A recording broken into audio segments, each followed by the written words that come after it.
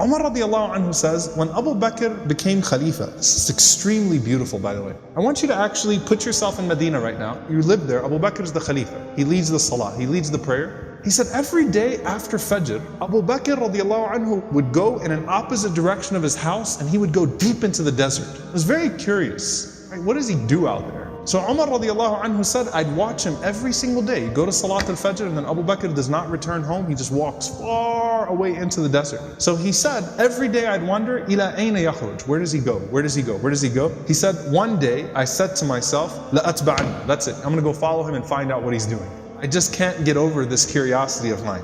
So Umar radiallahu anhu said, I kept the pace from him to where he was at the end of my eyesight, meaning I walked just as far away to where I could still see him. And then he said, I saw him go into this beat up old house. So Umar radiallahu anhu said, I quickly went and I hid behind. And he said, he spent a long time in there. It wasn't like a short amount of time. He spent a long time until after the sun was up, meaning it was getting hot. This is after Fajr, this is way past Duha, way past sunrise. And it got hot and then Abu Bakr radiallahu anhu left the home and he made his way back to Medina. He said, this is way out of the city of Medina now. This isn't even the city of Medina right now. Way out of the city of Medina. So Umar radiallahu anhu said, I waited until I could no longer see him, meaning he made his way back to Medina. And Umar radiallahu anhu said, I knocked on the door, okay? And he said, this woman opened the door. She was elderly, she was frail, she was blind, and there were a bunch of little kids running around, okay? So I said to her, Assalamu alayki, ma sha'nukum ya amatullah. I said, peace be unto you. What is your situation, O servant of Allah? And she said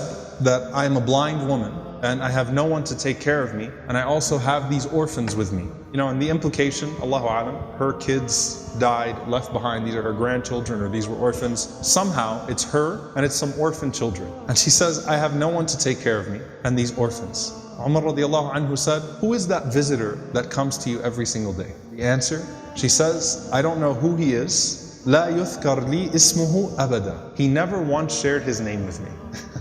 He never bothered to tell me his name. Umar radiallahu anhu said, well, what does he do? قالت جزاه الله خير. She said, may Allah reward him. Every morning he comes. Listen, by the way, she details it. She says, he cleans my home, he washes our clothes, he grinds our wheat, he bakes our bread, he cooks our breakfast, and then he leaves.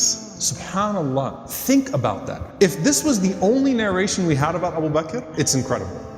Seriously, the leader, the head of the ummah, the Khalifa, the most important man in the ummah right now, with his station, with his status, and he goes out every morning to this house and he doesn't even tell the woman what his name is. He's just consider me a secret fa'il khair, right? Just some good doer. Washes the clothes, cleans the house, grinds the wheat, bakes the bread, cooks the breakfast, and then makes his way back to govern the ummah. That is absolutely incredible. Umar radiallahu ta'ala anhu says, every single day, like, is this really what he does every single day? She said, every day, may Allah bless him. Umar radiallahu anhu said, do you pay him anything? She said, nothing. Umar radiallahu ta'ala anhu started to cry and he said, أَتَعَبْتَ الْخُلَفَاءَ بَعْدَكَ يَا أَبَا بَكْرٍ. You have exhausted every successor of yours, O Abu Bakr. You've exhausted us. Anyone that comes after you is exhausted. Because this is a standard that is impossible for us to meet. A gem here, by the way, very important. Can you imagine how many deeds of Abu Bakr that history has never recorded? You know, the books of the fada'il, the virtues of Abu Bakr, the things that he used to do. Can you imagine how many of those secrets he actually managed to hide? And why did he not think of himself too good to still do that thing? And by the way, a lesson for all of us. If you're someone who does some khair that everyone knows about, you better have some khair that only Allah knows about, right? You better have some khair that only Allah subhanahu wa ta'ala knows about. And let it be an involved khair too, okay? An involved form of good. Not just a secret charity, but this is something that has a spiritual reminder and effect on him too, right? Going and visiting this elderly woman and her orphans every single day and doing those things.